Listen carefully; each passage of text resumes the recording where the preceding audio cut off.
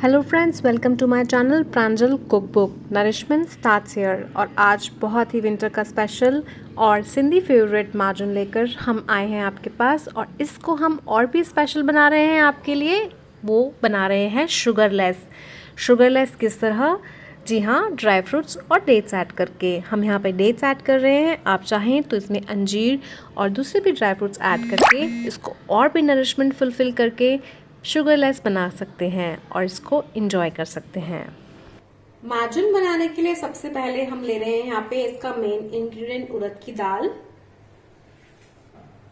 कुछ फ्रूट्स जिनको हमने धो के भिगा दिया था। इसमें आप चिरौंजी और अलग अलग तरह के बीज भी ले सकते हैं। उसके अलावा नट्स लेंगे। नट्स को हम इस तरह से काटेंगे, बादाम को बीच में से, और इसी तरह से हम काजू को भी स्प्लिट करेंगे। हमने लिया है इलायची पाउडर और खजूर, जिसको हमने दूध में भिगा दिया है। हमारी दाल तकरीबन 250 ग्राम है। और इसके साथ ही हम ले लेंगे कून, जिसको हम तलकर घी में पीस लेंगे और पाउडर बना देंगे। 50 ग्राम खसखस ले लेंगे। हमारा जो दाल का रेशो है वो है 250 ग्राम। खजूर भी हमारा 200 से 250 ग्राम तक का है। दूध हमारा आधा लीटर है और 200 ग्राम तक का हम घी ले लेंगे। दाल को हमने 4 से 5 घंटे तक भिगा दिया है। दाल को हमने 4 से 5 घंटे भिगा दिया है और उसके बाद इसका पानी निकाल दिया है। खजूर को भी हमने 1-2 घंटे दूध में भिगा दिया है। तो चलिए बनाते हैं। अब हम स्टार्ट करते हैं, गैस ऑन करते हैं और सबसे पहले हम इसमें डालते हैं घी। घी की क्वांटिटी माजून में अच्छी रहती है, वो इसलिए क्योंकि उड़द की दाल को डाइजेशन करने के लिए घी का इवन होना बहुत ज्यादा जरूरी है। अब दाल को हम सबसे पहले पीस लेंगे। हमारी दाल ग्राइंड हो चुकी है। अगर इसको ग्राइंड करने में आपको दिक्कत हो तो आप थोड़ा सा पानी ऐड करके इसको ग्राइंड कर सकते हैं।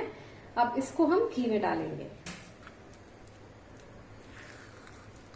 इसको हम घी में डाल के धीरे धीरे से भून लेंगे।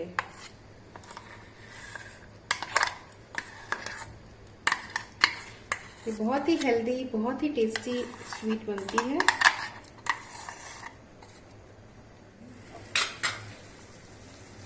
इसको हम धीरे धीरे से इसमें चलाते हुए भूनेंगे।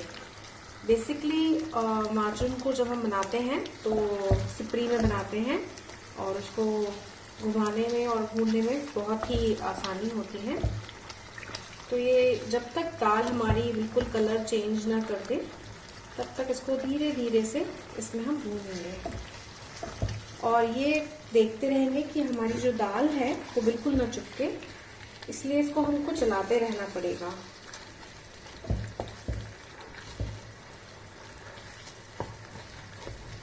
और जब ये ब्राउन कलर अपना कर लेगी तभी इसमें हम दूसरी चीजें डालेंगे। तब तक इसको हम आराम से इसमें भूनेंगे।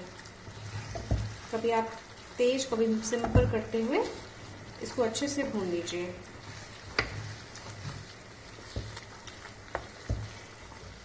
जितने सिंपल और इजी इसके इंग्रेडिएंट्स हैं उतना ही लिटिल डिफिकल्ट मैं बोल सकती हूँ, या फिर काफी तरह पेशेंस से आपको इसको भूनना होता है। आपको ये भी देखना है कि हमारी दाल कड़क ना हो जाए और चिपके भी ना। ये प्रॉपरली सोक होनी चाहिए पानी में। तो वो सारी चीजें आप ध्यान रखिएगा और उसको धीरे धीरे से चलाते हुए भून लीजिए। खजूर को भी हम मिक्सी में डालकर पीस लेंगे। खजूर हमारा पिसकर रेडी हो गया है और जिस दूध में हमने इसको भिगाया था उसको हमने थोड़ा सा इसमें डाला है और बाकी का दूध हमने इसमें से निकाल दिया था, जिसको भी हम माजून में डालेंगे। इसको धीरे धीरे चलाते हुए हमें अच्छे से भूनना है जब तक इसका कलर चेंज ना हो जाए। इस वक्त हम इसमें डाल रहे हैं आधा चम्मच इलायची पाउडर और 1/4 चम्मच जायफल। ये दोनों चीजें डालने का पर्पस ये है कि हमारी जो उड़द दाल है वो बहुत इजीली डाइजेस्ट नहीं होती है, तो फ्लेवर के साथ साथ ये दोनों इंग्रेडिएंट हमको इसको डाइजेस्ट करने में भी हेल्प करेंगे। आप देख सकते हैं जब हमने उड़द दाल इसमें डाली थी तो कहीं कहीं से चिपक रही थी, लेकिन अब इसका जो पानी है वो पूरी तरह से ड्राई हो चुका है और हर तरफ से हमको घी दिखने में आ रहा है और हल्का सा इसका कलर भी चेंज हो चुका है। हम जैसे कि मैंने बताया कि आज बिना शक्कर की माजून बना रहे हैं, तो मैंने डेट्स दूध में डालकर पीस लिए हैं। लेकिन अगर आप शक्कर वाली माजून बना रहे हैं तो प्लेन मिल्क डालकर इस वक्त इसको भूनेंगे। दूध डालते वक्त आपको ये ध्यान देना होगा कि आप इसको धीरे धीरे दूध डाल के बनाएं, नहीं तो उसके छींटे आपको लग सकते हैं।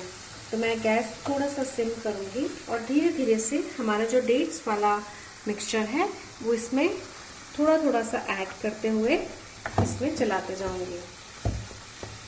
हम इसमें शक्कर बिल्कुल नहीं डालेंगे। जो हमारे डेट्स हैं और जितनी हमने बेरीज और दूसरे फ्रूट्स लिए हैं उससे ही हमारी शक्कर का काम हो जाएगा। हो सकता है आपके माजून का कलर वाइट या ऑफ वाइट ना हो, थोड़ा सा चेंज हो जाए डेट्स की वजह से, लेकिन ये टेस्ट में बहुत ही अच्छा लगेगा और ज़्यादा डबल अच्छा लगेगा। और विंटर में तो डेट्स खाना वैसे ही बहुत अच्छा होता है। हम फिर धीरे से थोड़ा सा पेस्ट डालेंगे और इसको मिक्स करेंगे। लेकिन अगर आप दूध डाल रहे हैं तो आप ध्यान से कीजिएगा क्योंकि उसके छींटे आपको लग सकते हैं। हमारा पूरा जो मिश्रण था वो इसमें चला गया है। अब जो दूध हमने डेट्स में से बचा के रखा था वो भी हम इसमें डाल देंगे। इसके बाद हम देखेंगे अगर हमें और भी दूध की ज़रूरत होगी, क्योंकि हमारा दाल अच्छी तरह से कुक होना चाहिए, वो बहुत ही ज़्यादा ज़रूरी है। इसको धीरे और सिम पे बीच बीच में थोड़ा सा तेज करते हुए इसको चलाते चलाते आप अच्छे से भूनिए। खुराक के साथ साथ माजून भी सिंधीज़ की बहुत ही फेवरेट मिठाई होती है, तो इसे आप ज़रूर बनाइएगा। और हाँ, कमेंट सेक्शन में मुझे लिखकर ज़रूर बताइएगा कि आपको कैसी लगी।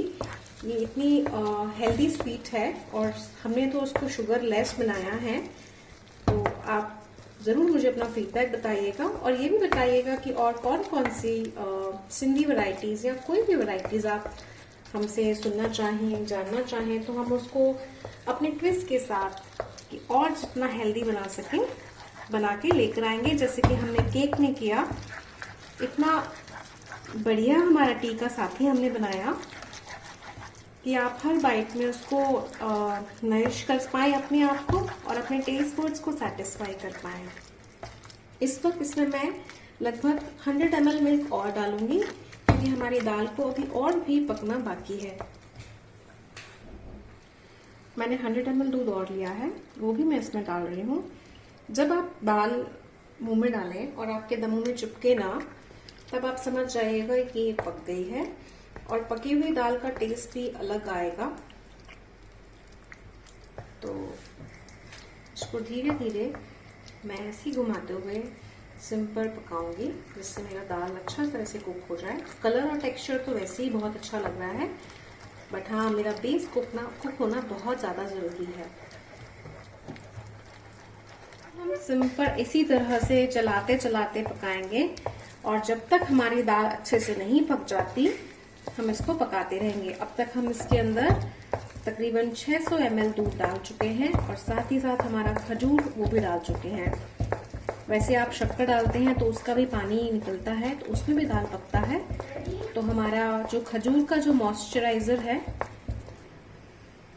उसमें भी हमारी दाल अच्छे से कुक हुई होगी। अब इसको सिम पे थोड़ी देर 5 से 7 मिनट ढक्कन लगा रही हूँ, जिस तरह से अच्छे से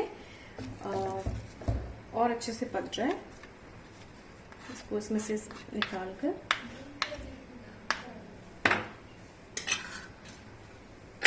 इसको मैं थोड़ा कवर कर देती हूँ जिससे अच्छी तरह से और कुक हो जाए, और फिर मैं इसको ढक्कन खोल के फिर चलाऊंगी। इस तरह का प्रोसीजर करने से ये अच्छी तरह से पक जाएगी।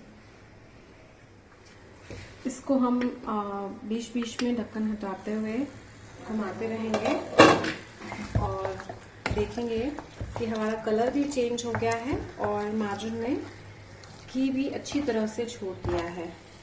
इसमें और भी आप घी की मात्रा बढ़ा सकते हैं। इस टाइम पर इसमें हम हमारे फ्रूट्स डालेंगे जो हमने कट करके रखे हैं,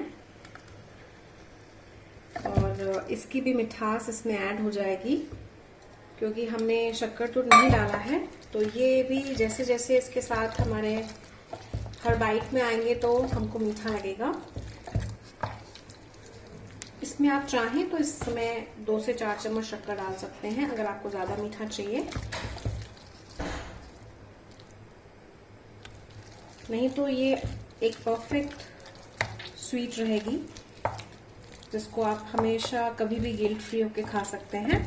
अब इसमें हम डाल रहे हैं हमारे सीड्स। आप इसमें चिरौंजी भी डाल सकते हैं, वो भी इसमें बहुत अच्छी लगती है। और हमने जैसे इसमें डेट्स डाले तो आप इसमें खार जो वो होता है, जो ड्राई खजूर होता है वो भी आप इसमें डाल सकते हैं। वो इसमें बहुत ही अच्छा लगता है। उसको भिगा के, जिस तरह से हमने खजूर को भिगाया वैसे ही भिगा के डाल सकते हैं।